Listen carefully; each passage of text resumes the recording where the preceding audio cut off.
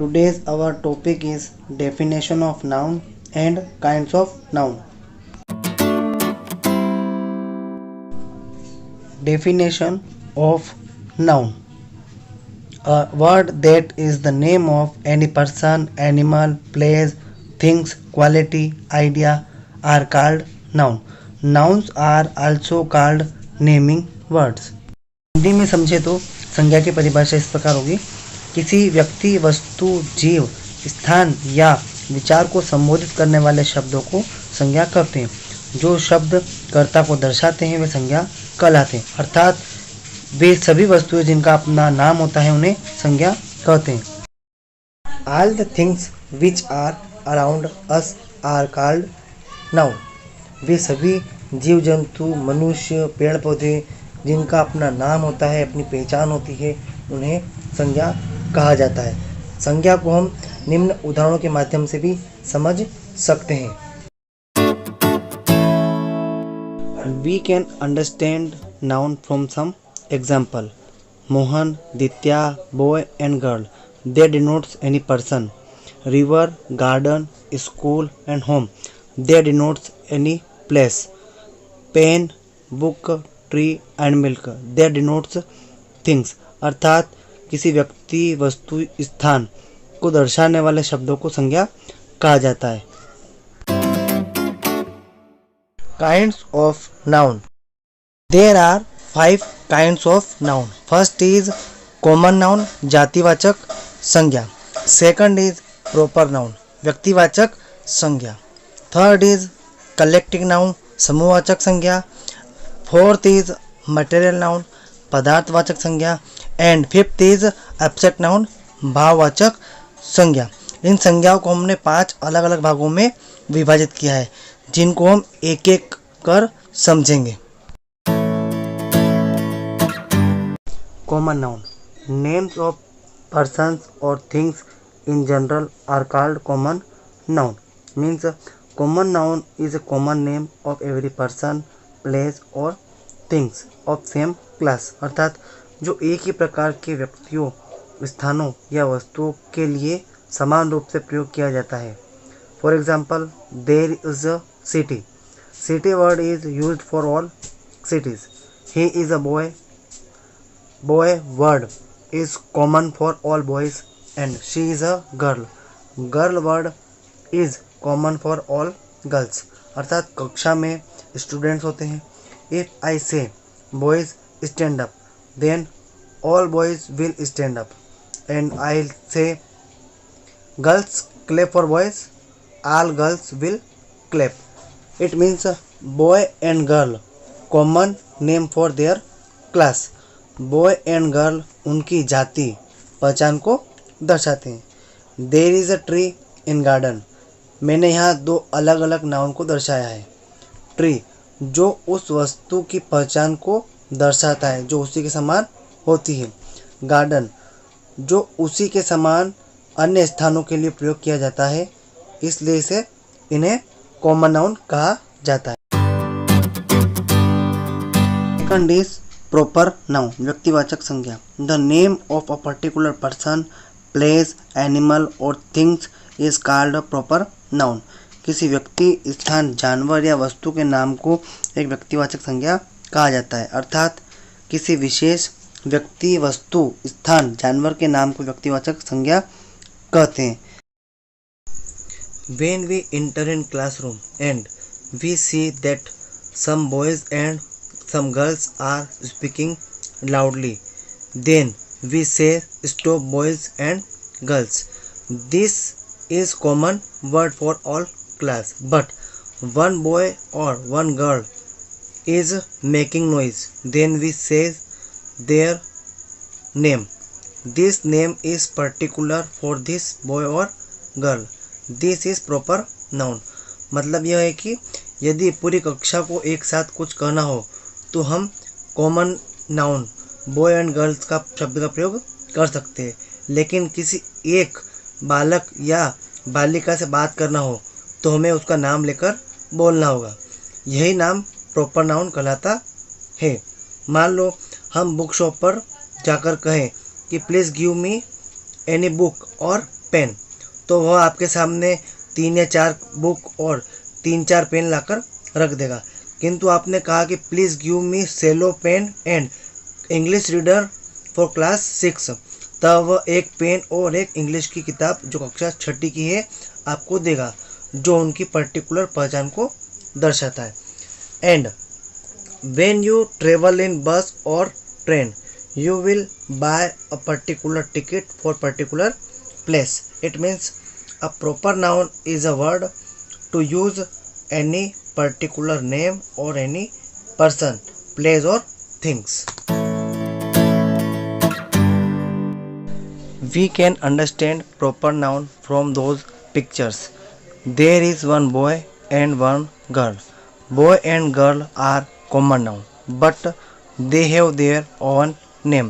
This boy name is Mohan and this girl name is Gina. It means boy and girl have their particular name. इसलिए ये proper noun कहलाते हैं. Like this we have two things, pen and copy. They are also common noun but they have their particular name, Nataraj and classmate. So therefore they call proper noun.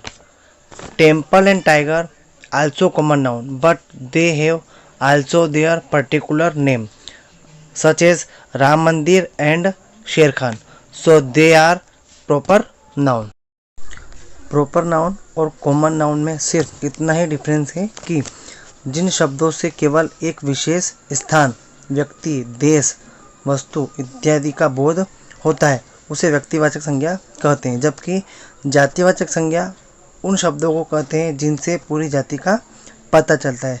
जैसे हम कहें कि लड़का, लड़की, नदी, पहाड़, पेन, किताब, गांव, शहर, ये समस्त अपने समुदाय का बोध कराने के लिए एक शब्द है जो व्यक्तिवाचक संज्ञा यानी कॉमन नाउन के अंतर्गत आते हैं।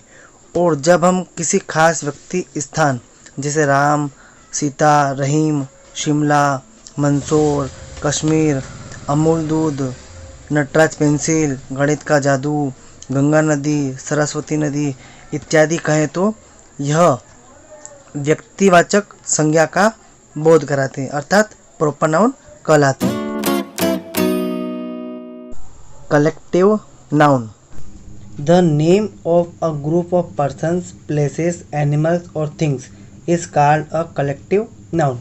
जैसा कि इसके नाम से ही ज्ञात हो रहा है, समूहवाचक अर्थात जो शब्द व्यक्तियों या वस्तुओं के समूह का समुदाय रूप में वर्णन करे। It means collective noun is the name of a number of persons or things which are spoken as a whole. उन व्यक्तियों अथवा वस्तुओं की उस संख्या को समूहवाचक संज्ञा कहते हैं जो सामूहिक रूप से पुकारा जाता है। फॉर एग्जाम्पल फैमिली, परिवार का एक समूह जिसमें परिवार के सदस्य father, mother, brother, sister, childrens, grandfather, grandmother सामूहिक रूप में रहते हैं। आर्मी, सेना का एक दल जिसमें कमांडर, चीफ, मेजर आदि अक्सर होते हैं। पब्लिक, पब्लिक अर्थात जनता, जनता में सभी आ गए, बड़े बुजुर्ग सभी जनता में आ गए।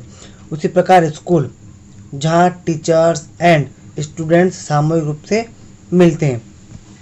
अगला है क्लास, बॉयज़ एंड गर्ल्स सामूहिक रूप में बैठते हैं। उसी प्रकार ऑफिस, जहाँ कर्मचारी, बॉस सामूहिक रूप में अपना कार्य पूरा करते हैं। बंच ऑफ कीज, चाबियों का एक समूह जिसमें अलग अलग तालों की अलग अलग चाबियां होती हैं।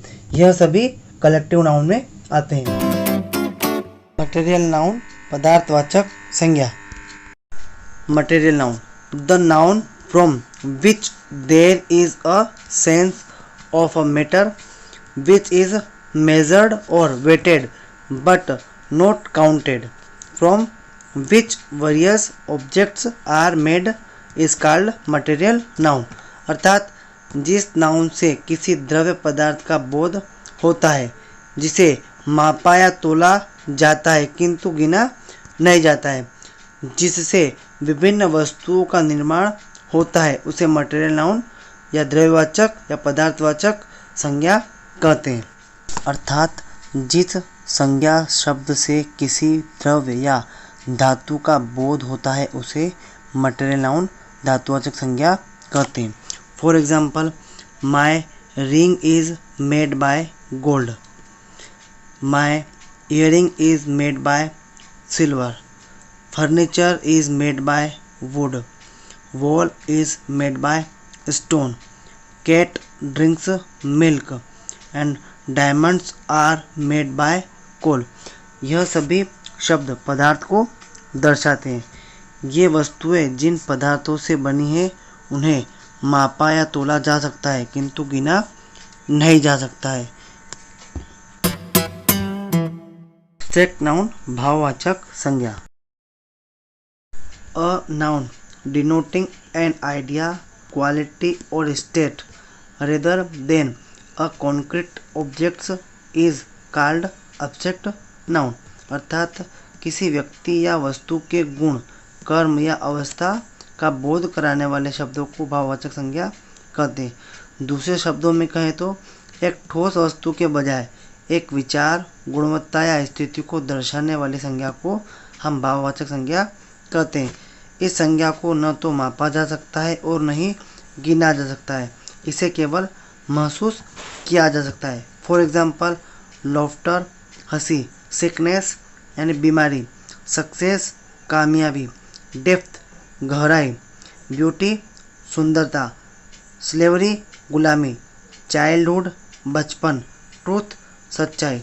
इन सभी भावों को या एहसासों को एब्स्ट्रैक्ट नाउन या भाववाचक संज्ञा कहते हैं। Today we learn definition of noun and kinds of noun. आज हमने संज्ञा की परिभाषा और उसके विभिन्न प्रकारों को समझा है। साथ ही हमने कुछ उदाहरणों के माध्यम से तथा चित्रों के माध्यम से भी संज्ञा को समझने का प्रयास किया है। Today's homework: read the nouns in the box, right the nouns into the correct categories. Box में दिए गए संज्ञाओं को ध्यान से पढ़ना है और नीचे दिए गए बॉक्स में लिखना है।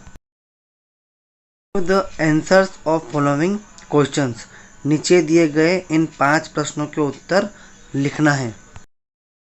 थैंक यू, बहुत बहुत धन्यवाद।